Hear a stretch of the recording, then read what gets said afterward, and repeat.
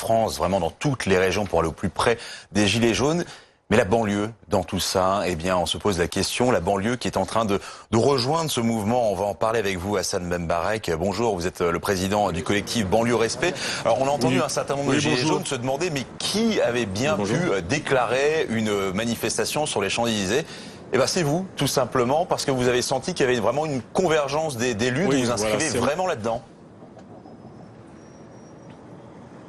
Oui, on s'inscrit totalement dans la démarche du mouvement des Gilets jaunes, qui est d'abord, avant tout, un mouvement de contestation.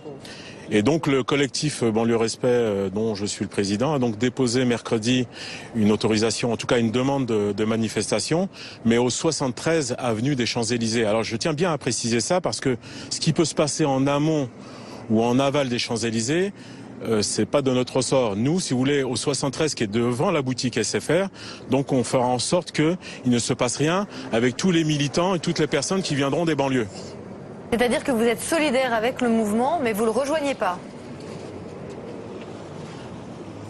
Non, non, non. On rejoint le mouvement. On est solidaire parce que ce que défend le mouvement des Gilets jaunes, c'est-à-dire la hausse du coût de la vie, l'ensemble des problèmes qu'on peut avoir, que tout citoyen peut avoir, on est totalement solidaire. Et on est d'autant plus solidaire que dans ces quartiers, dans ces territoires sensibles, il y a une concentration de populations qui sont pauvres en général. Donc c'est des populations qui subissent aujourd'hui le matraquage fiscal et tout ce qui peut y avoir de la part du gouvernement. Donc pour nous, on est totalement solidaires de la démarche des Gilets jaunes. Simplement, on souhaite, puisque généralement lorsqu'on dit banlieue, on a toujours une connotation un peu violence, un peu tout ça. Non, nous ce qu'on souhaite c'est un rassemblement pacifique et discuter sur des choses totalement concrètes qui sont donc le pouvoir d'achat, le logement, la formation, l'emploi, mais surtout ce qu'on reproche un peu au pouvoir public,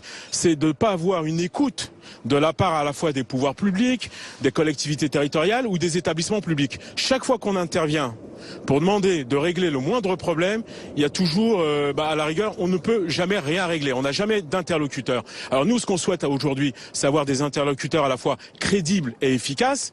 Et je parle d'autant plus que il y a 13 ans, le collectif Banlieue Respect s'était créé lors des émeutes urbaines. On avait été à l'époque associé à toutes les discussions avec monsieur Dominique de Villepin lorsqu'il y avait Sarko et ainsi de suite. Et là, au bout de 13 ans, on s'aperçoit que c'est toujours la même chose. On nous balade. Une question tout de même. Pourquoi la banlieue s'est tenue ou a été tenue à l'écart du début du mouvement des Gilets jaunes? Comment vous l'expliquez ça? Tout simplement parce que sur le terrain, si vous voulez, il y a très très peu d'organisations qui sont actives dans les banlieues. Et le peu d'organisations ont été, il y a eu un conseil des villes qui a été monté par Macron, dont quelques organisations n'ont pas tellement d'impact. À partir du moment où vous avez très peu d'organisations citoyennes issues des banlieues qui existent sur le terrain, donc il est difficile, si vous voulez, de lancer des appels. Donc c'est le vrai problème aujourd'hui des pouvoirs publics. Les pouvoirs publics n'ont aucun intérêt à voir l'émergence d'organisations structurées issues des banlieues. Et je vous le dis d'autant plus que j'ai vu depuis les émeutes urbaines qu'il n'y a jamais rien eu de concret qui a été fait. Alors il y a des effets d'annonce. Alors je dis pas qu'il n'y a pas des choses qui ont été faites dans les banlieues. Il y a eu énormément d'argent qui ont été investis dans la rénovation urbaine, d'accord ? Ça a permis à certains élus, à certaines personnes de faire de belles opérations immobilières, d'accord? Mais la majorité des gens qui sont issus des banlieues sont toujours dans la galère. Et nous, aujourd'hui, on a des cas précis de gens qui sont là avec le froid, qui dorment dans la rue, qui n'ont pas de boulot. Et à chaque fois qu'on sollicite, ne serait-ce que, là, on est dans le département des Hauts-de-Seine, donc le préfet, qui est donc le représentant de l'État, on n'a rien. On nous balade.